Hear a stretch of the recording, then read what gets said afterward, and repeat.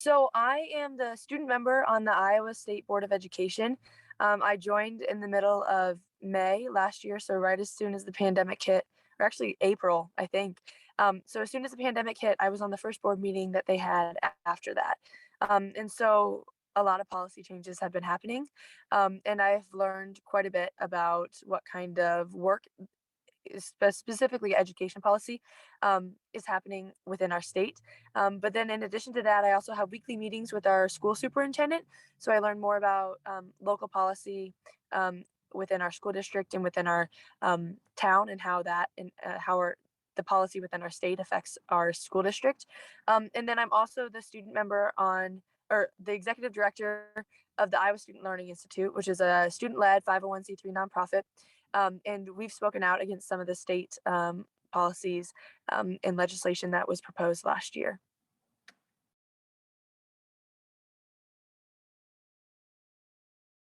So my biggest thing hasn't necessarily been the impact that the policy has had on our education system. It has a huge impact. But the biggest thing I've seen is when students get involved in policy, the impact that it has on their own lives, and the impact that it has when they start realizing that they have a voice in different events that are happening and different decisions that are being made around them, or they realize that maybe their voices aren't as heard as much as they thought it would be, and so they want to fight to make their voices more heard. And so that's the biggest thing that I've seen, is that students realize that they really care about this, and they realize that they can be leaders and that they can have an impact. And once they do that, their sense of identity begins to shift. And I think that their engagement in school starts to shift, and their engagement in a lot of different things in their life um, shifts, as well as they start to get engaged in things that would help them become more influential in the decisions that they want to have a part in. Um, but then the other thing I think is the influence of outside activities on the school environment. I think a lot of people try to keep politics out of education, which is how it should be, right? But um, politics have their way of working into high schools specifically, because students see what their parents are thinking, what their peers are thinking, and it works our way into high schools, and it sometimes creates a very divisive environment. And so policies can either help with that, or they can fuel that. And so I think within Iowa, we've seen a lot of policies that have fueled that divisiveness within the student body.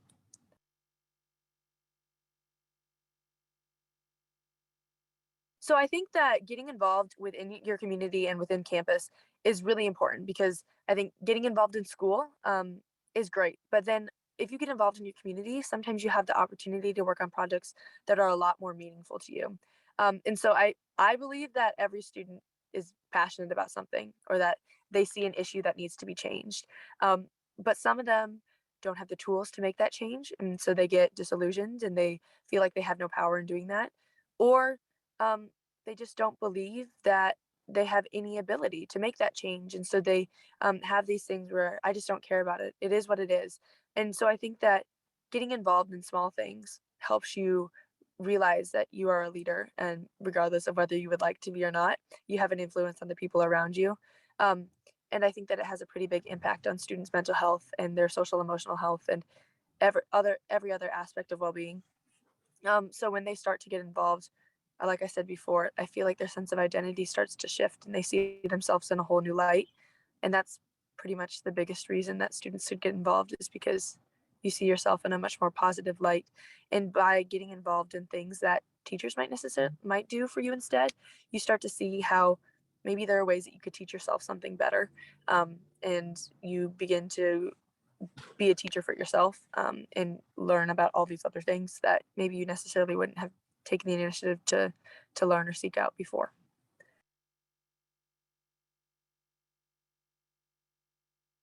Because right, whatever I'm saying is influenced by whatever happened today. Yeah. So we had this conversation with our school principal about some issues that we were having, just not engaging students, but like a conflict between students. And the biggest thing that I hear from students is that they don't feel like they're listened to by their administrators.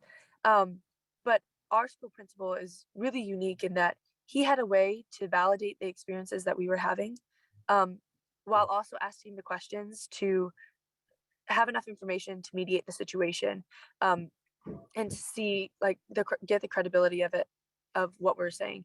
And so I think that that's not very common, in that what we've seen with our other administrators is that they immediately question your credibility. And when we hosted roundtables last year for our DEI group, that was the biggest thing, is that people just don't trust what they're saying, what youth are saying. And when you don't feel like you're trusted, then you start to not trust yourself as well. So I think that's also a really interesting piece.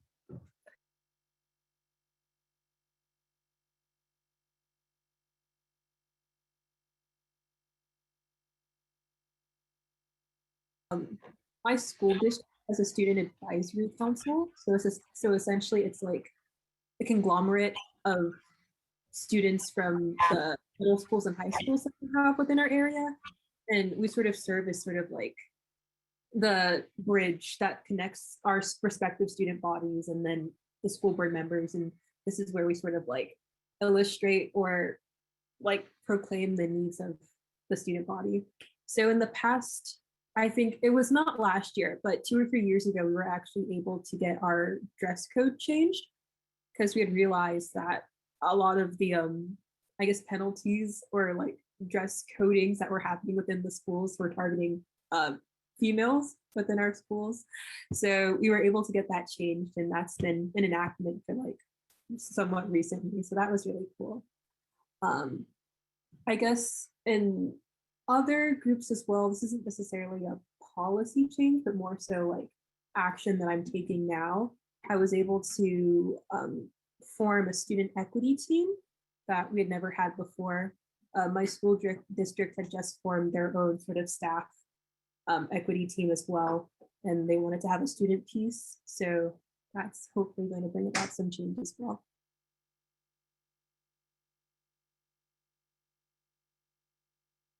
I think a lot of it was just asking around and then asking the right people that I identified would want to listen to me.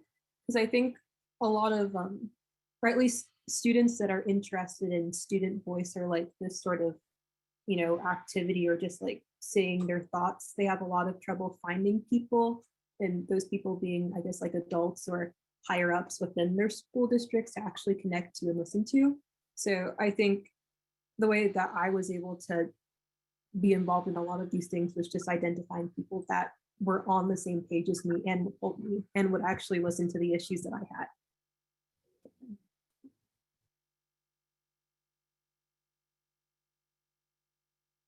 Isn't necessarily like school district wise, but maybe like within my school, just like my home school, there's been a greater push of like student, like, I don't know, like student engagement in the community.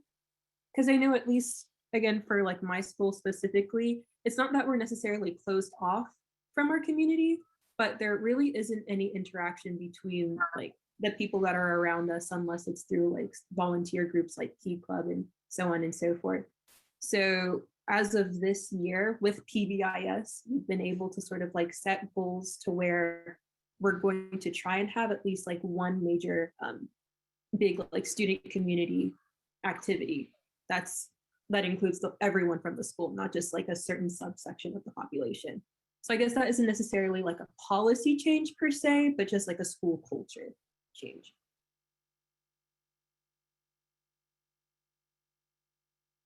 I feel as though it's sort of a reciprocal relationship, students and then their community, because I feel like the place that you grow up in very much influences like you as a student, and I feel like it's sort of that way vice versa. So I feel like giving back to a community is going to give back to you. So there's like, at least for me personally, I don't see anything negative to come about giving back to your community, and I feel like it only benefits you in the end.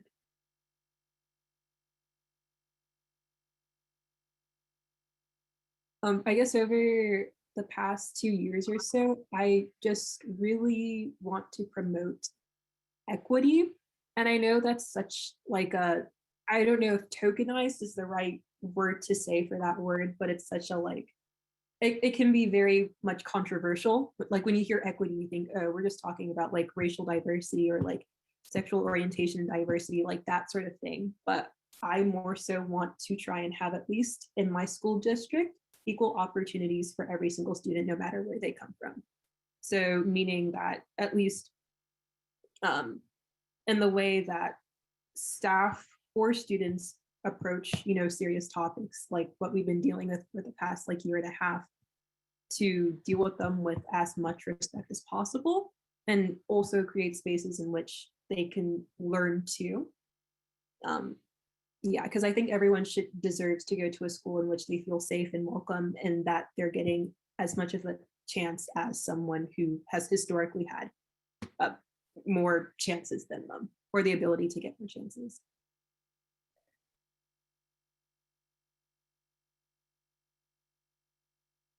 I feel like if you do, if and again, like not you, but just like students who are interested in maybe like pursuing sort of like student leadership opportunities, I would very much, like I said before, identify the adults in whatever circle you're in or whatever school district, whatever you're in, who you feel as though would listen to you, that you trust, and who will help and advance whatever you want to do. Because again, getting at least that support is a great way to sort of like trigger whatever you want to do. So again, getting an adult or a group of adults, or you getting your own group of students who are just as passionate as you, and then coming together and presenting your ideas in a way that, again, would help advance your cause. I feel like that's something that, as someone who wants to pursue something, you have to do in order to get what you want.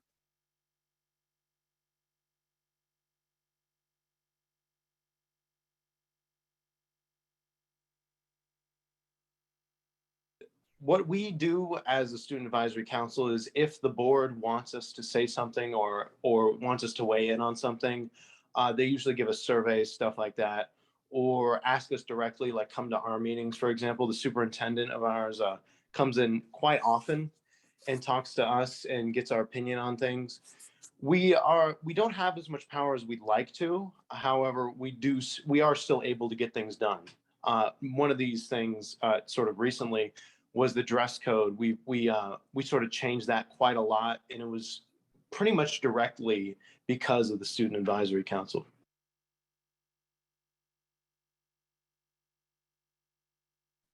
Well, I think it's really important for students to get involved or more involved with their school systems everywhere, because the decisions that are being made directly affect the students. And if the students don't have a say in them, who knows if the students are going to like those decisions. So I think that the student voice isn't just needed. It's pretty much essential. I think the student voice should be had everywhere, in every way, in everything, because they are a very important group, especially within a school system. Because, like I said, these decisions, they affect them the most. And if they don't have a say in them, it's just not right. At least to me, I mean, I'm a big, I really do believe in the student voice. I think that it is like the most important thing for these school systems to consider, because a lot of these students really don't understand that their voice can be heard and is valued. So they usually don't speak up. But I really hope to, in the future, have or encourage schools to breed an environment where students' voices are heard way more.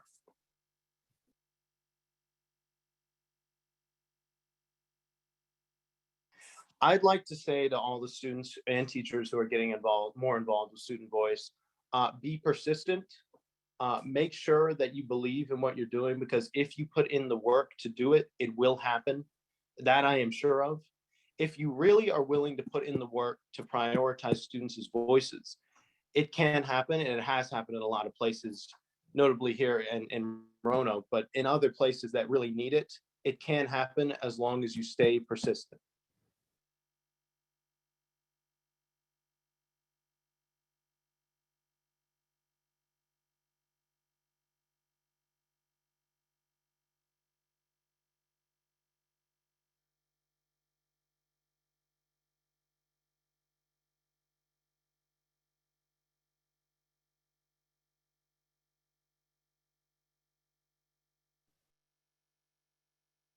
All right, good morning, everybody. Heather, take it away. Morning, everybody. Welcome to day 3 of the 2021 PBIS Leadership Forum.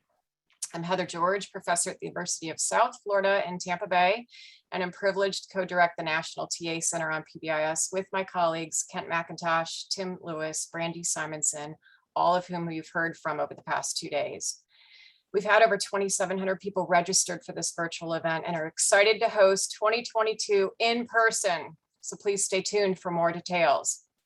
So for today's lineup, we've got some content-rich strands on classroom PBIS, district leadership, equity in school discipline, Tier 3 systems and practice, as well as youth voice. And remember, everything that we've covered the last 2 days has been recorded and you can view all of it right now. Also, all of the information and the recordings are going to be moved eventually over to the nationalpbis.org website so you can see them all the time, share them with others. Free of charge. So you've heard from the voices from across the field over the last 2 days, but now I'd like to hear from your voice. So in the chat box, can we take an opportunity to share one takeaway that's resonated with you over the past 2 days? And I'm going to give you a few seconds to start seeing you populate that chat box.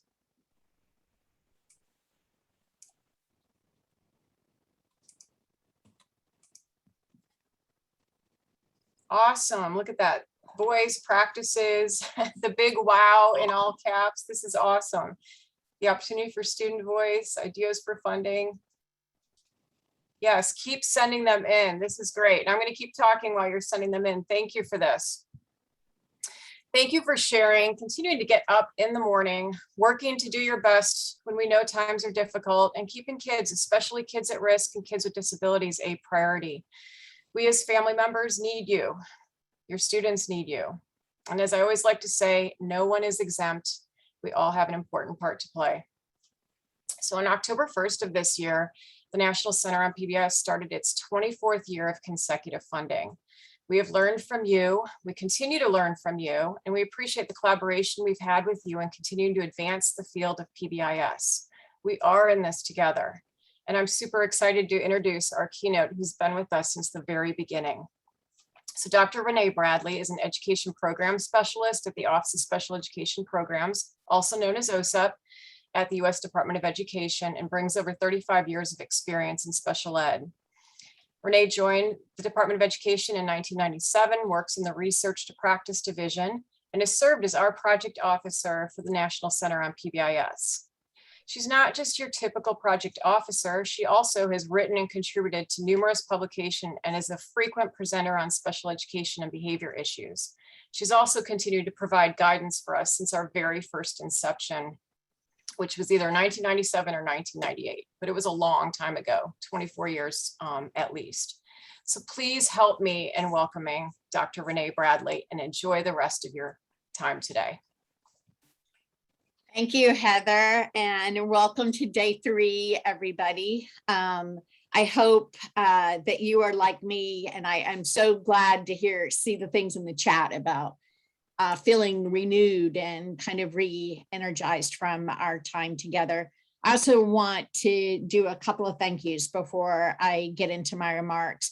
First off, thanks to Susan and Patty for really organizing the youth voices for the conference. I have so enjoyed having them a part. And, when I think about, one of our biggest assets for moving forward and one of our untapped potentials, I definitely think it's our youth. I have a 20-year-old, 19. Oh, don't tell her, I can't remember how old she is, but a daughter in college and a son in high school. And just hearing their friends and then hearing the great youth we had on today, I think they're thinking about,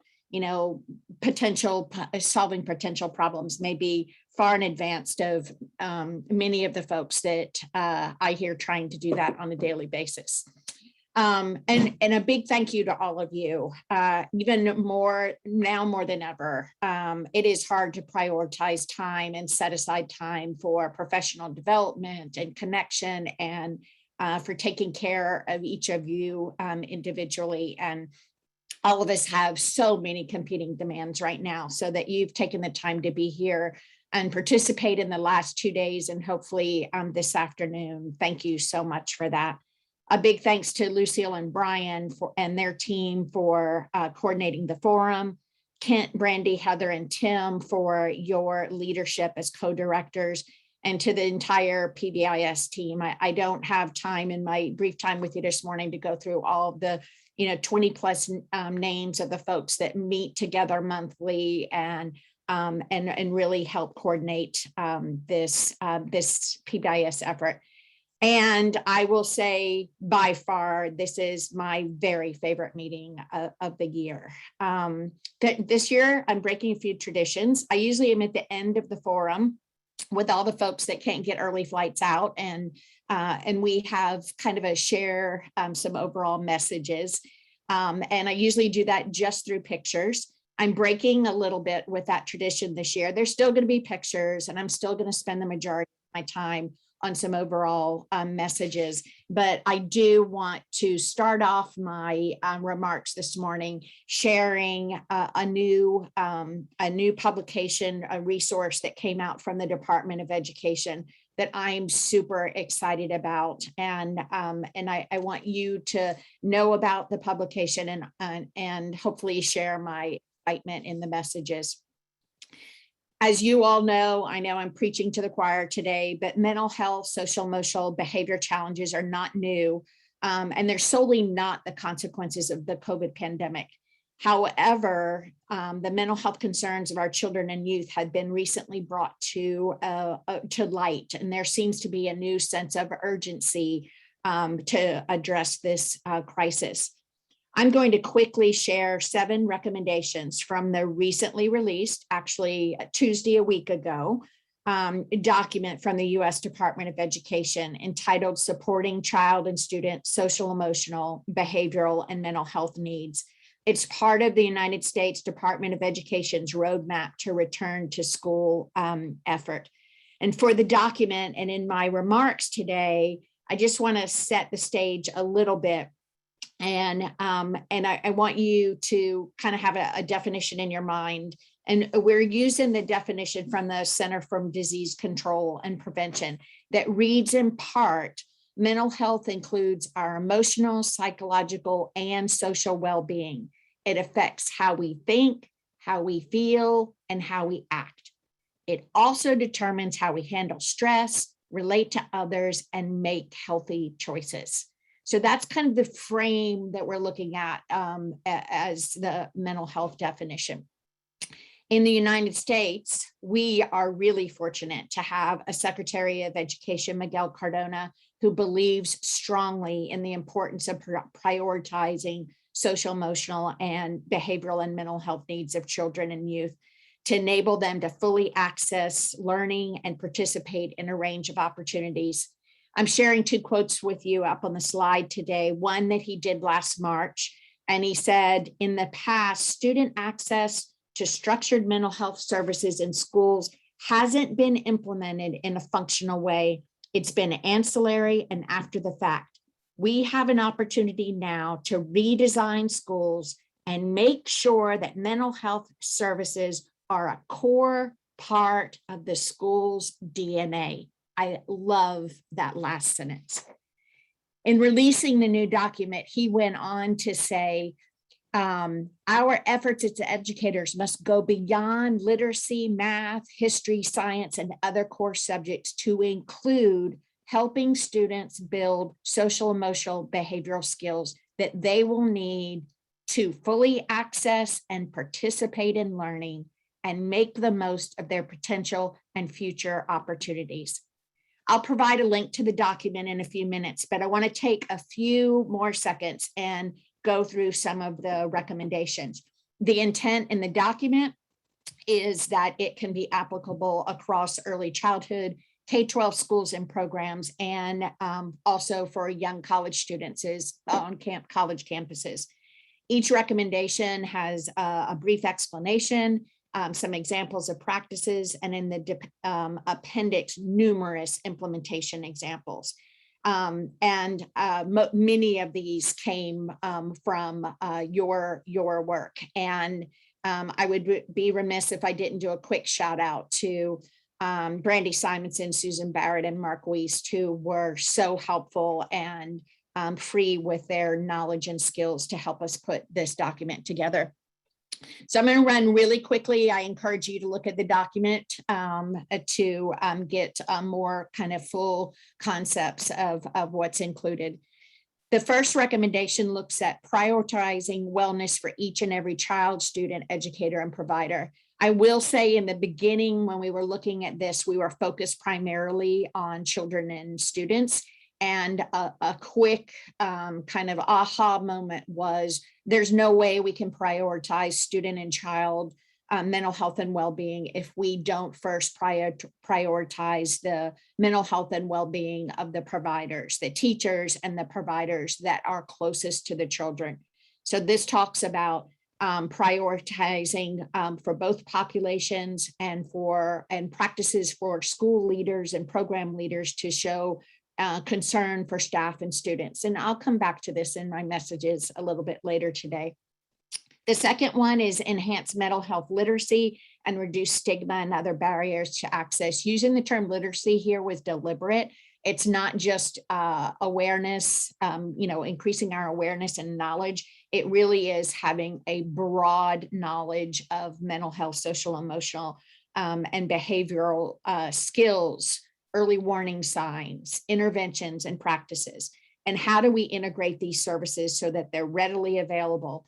It makes a lot of sense to bring many of these services into the school so it's easier access for students and for teachers.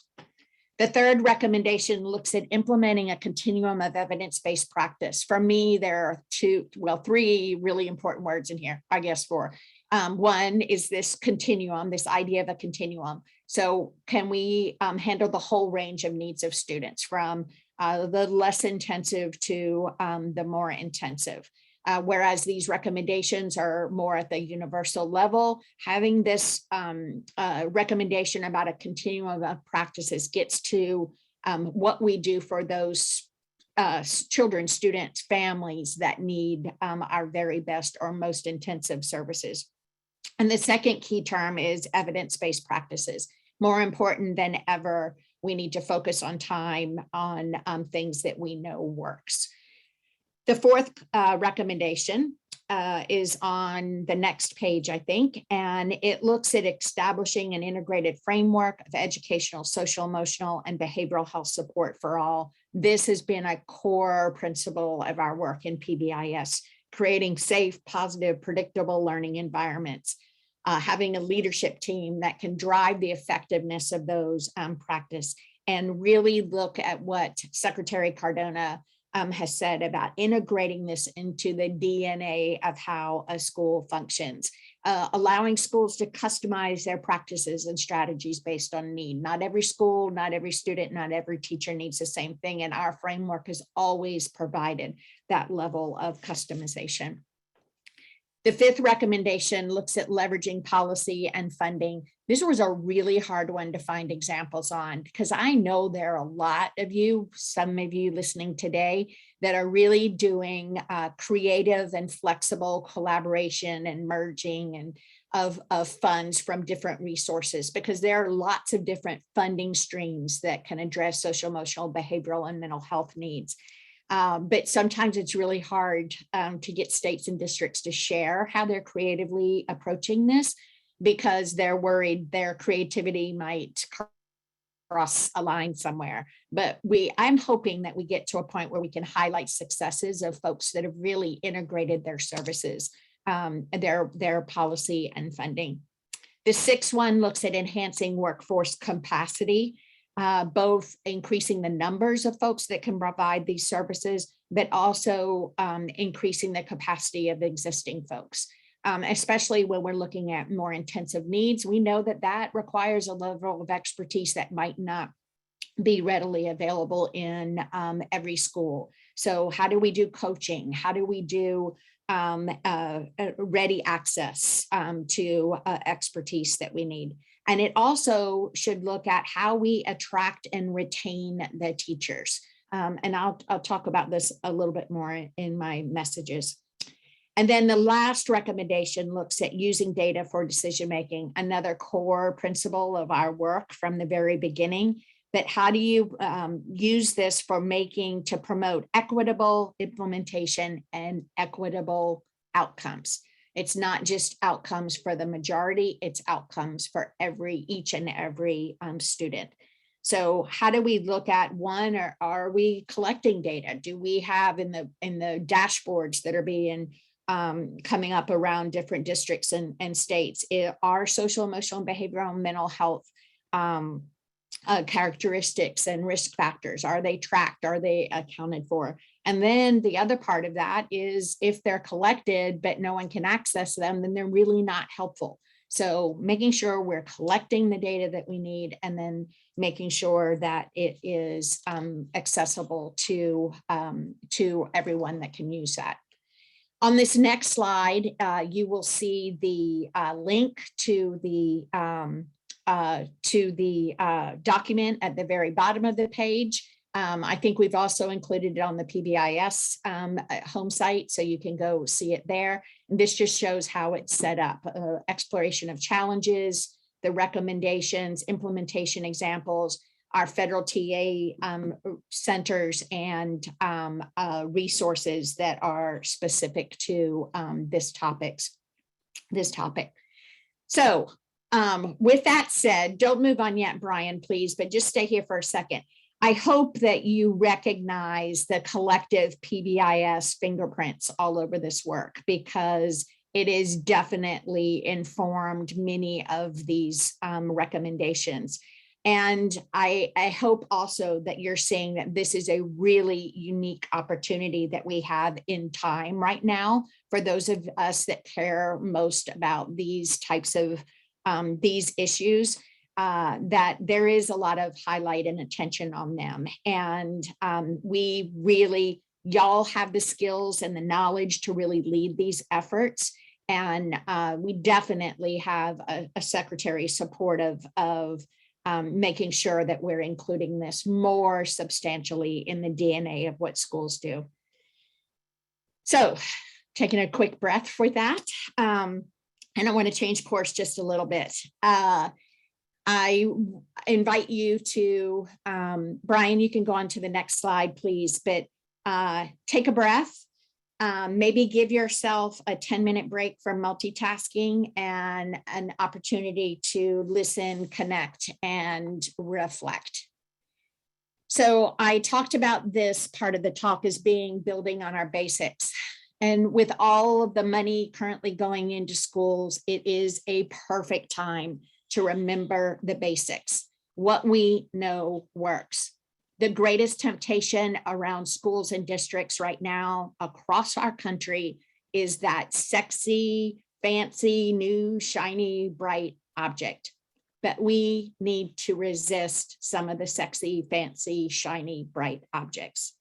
As a Southern girl, I know a secret that the best biscuits are made with the simplest and fewest ingredients. And we often forget this in times of stress.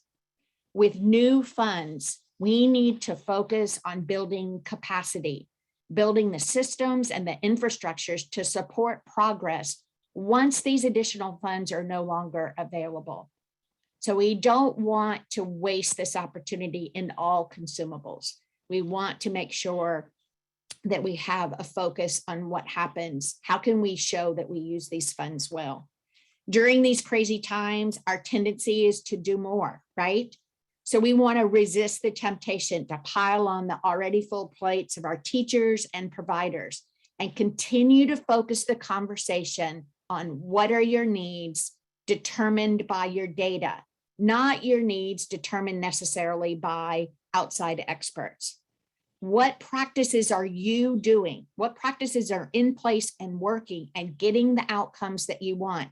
Keep doing those. Scale up those practices.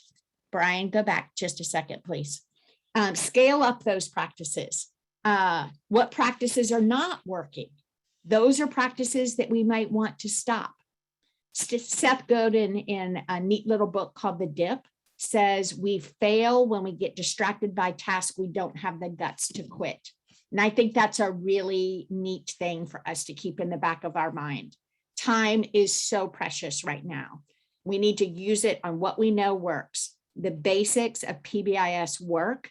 They may not be sexy or shiny, but we know that it works. Focus on the things that work.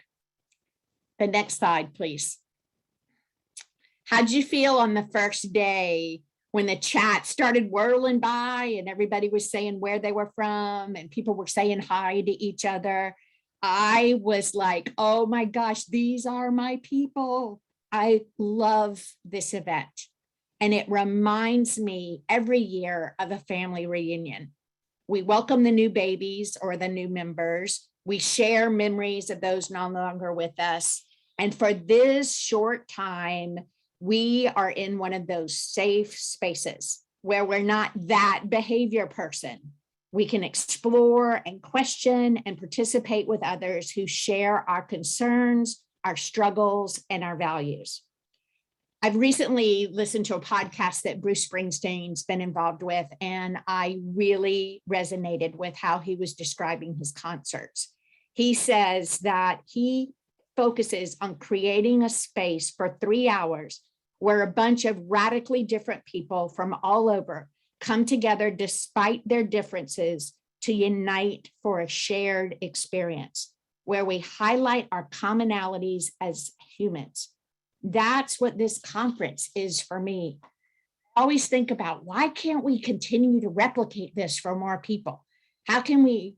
I love how we take on the hard questions, how we work on not the easiest box check, but the better option. We have set the bar so high for what a community of practice looks like and how it functions. I hope you're proud of this community we've built. I sure am. And then, Amy from Vermont, I'd call you out to stand up if we were in person. Some of us might take our commitment to PBIS just a little too far.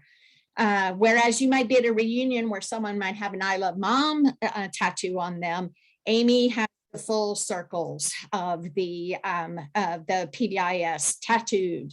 I know it's not permanent, but I had to share this picture, and I do have Amy's permission to embarrass her on that. And I threw in one of our my family reunion summer pictures from a couple of years ago. And I thought y'all would appreciate how the tiered level of the generations from shirts that were made. So next year, please, when we're back together, and I'm so excited we're going to be back together, and I hope it's in that beautiful ballroom that we have used for the last few years, remind me to take a picture of our PBIS reunion from the stage. Sometimes I need that memory in front of me. We may not have the support in our school or in our district office, but we do have support for our PBIS work, an email or a phone call away. Our annual event where we celebrate, make memories, revisit our history, and admire the progress of the upcoming generation. I hope if we're able to repeat Benita's waterfall later today, that it is a more positive and uplifting, that you feel somewhat hopeful, encouraged, or recharged from the time that we've had together. We all need the opportunities to recharge, and I'm very grateful to be able to do it with this group. On the next slide, I'm using a picture that a lot of folks have used recently, and the airplane mask. And never before has that, please put your mask on yourself before helping your children, has that kind of resonated then over the experience of the last 18 months. It does seem like 18 years, but really 18 months. I'm worried about our teachers and providers. We've been so focused on our children and students. And I'm wondering if we're realizing the huge retirement wave that existed before COVID, which is added, and then COVID even added to the numbers. And we do not have enough folks in the pipeline to take their place, especially in hard to fill positions. Our most valuable change agent to improve outcomes and opportunities is that teacher or a provider. Benita's story on Tuesday and many other testaments speak to the difference a teacher can make in the life of a child. We all need to do a better job taking care of ourselves, but it is critical that we prioritize taking care of our profession and supporting our teachers and providers, implementing the same differentiated practices that we advocate for students, giving them a safe, predictable environment to work with access to needed resources and supports. One of the mantras I am trying to keep in my head is sharing with principals and family members and district leaders. Ask the question of every teacher you come into contact with, what can I do or how can I support your efforts? It's needed now more than it ever has been needed. This next slide to me is one of the most important, and each session I was in, I listened, it talked about connections and belonging, regardless of the topic that came up. In one of the chats, someone said connections before content, and I am totally stealing that. I don't know who it was, but I'm totally stealing that comment. I'm also a huge Renee Brown fan, and I especially like her definition of connection. She says it's the energy that exists between people when they feel seen, heard, and valued, when they can give and receive without judgment, and when they derive sustenance and strength from a relationship. That's what I get from this community that we've built, and I hope that you do as well. Our collective work on making schools and programs better places for children, for teachers, and families. Just think about if every teacher and staff person could commit to ensuring each and every child felt connected, seen, and wanted in that school or program or classroom. Think about the outcomes that we could achieve together. I'm also reading a new book by Mel Robbins. I don't know if anyone else has picked it up yet, but I'm about halfway through and I would recommend it. It's called The High Five Habit. And she's advocating for giving yourself a high five in the mirror. I'm working on that part, but I've been a fan of high fives as a kind of communication for quite a while. And I have enjoyed in her book reading some of the research and evidence behind this, somewhat simple action that so many folks participate in. She looks at it as a shared celebration, a transfer of energy, a reminder, an awakening. It's a signal to say, I believe in you and what you're doing. It's an action beyond the self-talk in our heads, and it demonstrates a celebration with somebody else. There's even a study on NBA team wins associated with the number of high fives the team gives each other in practices. I remember the teacher in Tennessee a couple of years ago who had unique handshakes with each of his students, and how I was just, one, amazed he could remember all of them, but two, I thought, how connected do these kids feel that he took the time not just to stand up there and give everyone a handshake, and I'm a huge advocate of greeting at the door, but he took the time to have this special bond with each of them. So maybe this is a new habit we should consider in our work, the power of the high five. The next slide looks at, has two different things for you to look at. I've been a longtime advocate of the table for many reasons. One day I'm gonna write a book about how important I think the table is for not just family, but also, business and how we do work. Much has been written about the importance of being at the table, being involved in big discussions, being the voice of those not represented for issues that we care about, and sometimes being the lonely voice of reason. I've talked here about having the patience to sit at the table long enough. And I've also talked about the ability to weave in or build on or sprinkle our fingerprints of our work on other initiatives. I'm finding, though, that sometimes that's not enough. I am not promoting violence, but sometimes we have to be prepared to enter the arena and fight. And I've seen so many of you doing that over the past 18 months. I mean, not really fight, but advocate strongly. Would that be a better term? Advocate strongly for what's right, whether it be an evidence-based practice or defending a policy that ensures all children have full access to and participate in learning and opportunities, or ensuring that all voices are represented. Be at the table, but also know when and what you are willing to enter the arena for. And the final slide I share today is one that I am sure I have shared in the past. I have a domino on my desk at work, on my desk at home. I carry one in my backpack. And I wish I had an opportunity to hand each one of you one today. It reminds me of sage advice from a dear friend and mentor. Do the smallest thing to get the biggest impact. This has kind of become a daily mantra for me during COVID, and I'm hoping to continue it as I move forward. What can I do to make a difference? Sometimes it's a small note, sometimes it's a hug, sometimes it's buying the person behind you in the line a cup of coffee. Sometimes it's a large thing. It's advocating for a policy change. The domino also reminds me every day to erase that nagging voice in my head that tells me, you're not high enough level to change things, or things can't change, or you're too far down the chain. We can't change or control everything, but we can every day in different ways do something to make a difference. And if you haven't seen the videos, always remember that this tiny little domino placed in the right place at the right time can create enough energy to topple a building and be astounding. Thank you for taking the time out for this year's PBIS family reunion. Continue to be the right person in the right place, doing the right thing at the right time. Our collective accomplishments are only possible because of each of your individual efforts. We have a strong family history as a community of providers of practices, systems, and strategies to improve outcomes and opportunities for teachers, providers, families, children, and youth. Good luck. Thank you. Take care, and I'll see you next year.